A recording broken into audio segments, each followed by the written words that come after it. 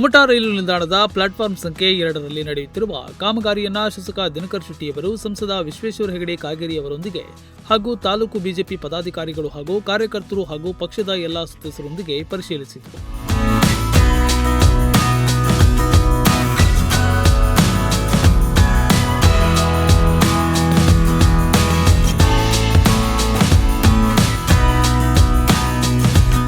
ಕೊಂಕಣ ರೈಲ್ವೆಯ ಹಾಗೂ ಸಂಬಂಧಿತ ಎಲ್ಲ ಅಧಿಕಾರಿಗಳ ಸಮ್ಮುಖದಲ್ಲಿ ನಡೆಯುತ್ತಿರುವ ಕೆಲಸದ ಪ್ರಗತಿಯನ್ನ ವೀಕ್ಷಿಸಿ ಕಾಮಗಾರಿಯನ್ನ ಅತ್ಯುತ್ತಮ ಗುಣಮಟ್ಟದಲ್ಲಿ ಹಾಗೂ ನಿಗದಿತ ಸಮಯದಲ್ಲಿ ಪೂರ್ಣಗೊಳಿಸುವಂತೆ ಅಧಿಕಾರಿಗಳಿಗೆ ಸೂಚಿಸಿದರು.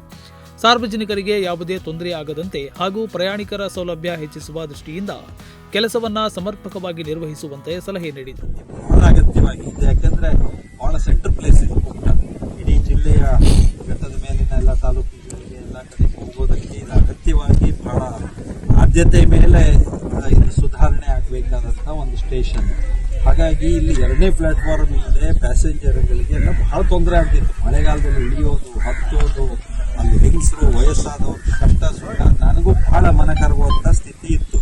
ಹಾಗಾಗಿ ಆದ್ಯತೆ ಮೇಲೆ ಇದನ್ನು ತೆಗೆದುಕೊಳ್ಬೇಕು ಅಂತ ಈ 2ನೇ ಪ್ಲಾಟ್ಫಾರ್ಮ್ ಕೆಲಸ ಈಗ ಪ್ರಾರಂಭ ಆಗಿದೆ. ಈ ಪರಿಶೀಲನಾ ಭೇಟಿ ವೇಳೆ ಎಲ್ಲ ಕಾರ್ಯಕರ್ತರು ಹಾಗೂ ಸದಸ್ಯರು ಉಪಸ್ಥಿತರಿದ್ದರು. Nudisiri news desk, Honnavar.